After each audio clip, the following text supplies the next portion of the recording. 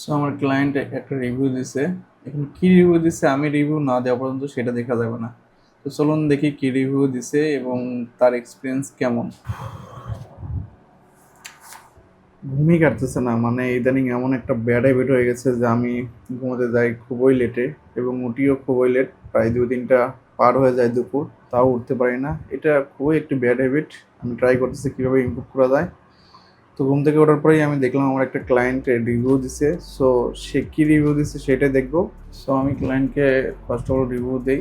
অসম experience as always, যেহেতু এটা আমার প্রধান ক্লায়েন্ট। দেখা যায় ক্লায়েন্ট কী রিভিউ দেয়।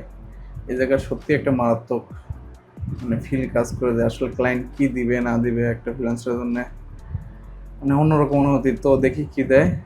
5 স্টার আমি ক্লিক করে, ও ক্লায়েন্ট এখানে 5 স্টার রিভিউ দিচ্ছে। সত্যি অসাধারণ এটা। যেহেতু এটা আমার পুরাতন ক্লায়েন্ট এবং সে অনেক কিছু লিখছে। Hi, I had a great experience working with him. The whole process, smooth connection was easy. He understand very quickly what are they looking for. The building was clean, professional. So এই যে client এত কিছু দিচ্ছে, কিন্তু এখানে just কিছু একটু যদি সিলেক্ট করতে আরও ভালো হতো। কিন্তু তবু ওভারঅল এটা বেস্ট একটা রিভিউ। আর এই টাইপের রিভিউ যখন পাওয়া যায় তখন কাজের প্রতি আমাদেরও আগ্রহ জাগে, না ক্লায়েন্ট অ্যাপ্রিসিয়েট করছে। অনেক ক্লায়েন্ট অনেক সময় রিভিউ দেয় না, বা যদি এই রিভিউটাই 4 স্টার বা 3 স্টার হতো তাহলে তো আমার অবস্থা খারাপ হয়ে যেত। কারণ রিভিউর উপর ডিপেন্ড করে একটা প্রোফাইলের র্যাঙ্ক বা ডি র্যাঙ্ক হয়। রিভিউ যদি এখানে খারাপ হতো তাহলে আমার প্রোফাইল অবশ্যই ডাউন হয়ে যেত। সো এরকম একটা রিভিউ পাওয়া অন্যরকম একটা অনুভূতি। যদিও এখানে একবার রিভিউ দিচ্ছে, তারপরেও ফাইবার ক্লায়েন্টকে আবার একদিন পরে মেসেজ দেয় এবং তার কাছ থেকে হিডেন ফিডব্যাক নেয় এবং বলে এই ফ্রিল্যান্সারের সাথে তোমার ফিডব্যাক কেমন ছিল তা তুমি শুধু আমার কাছে শেয়ার করো।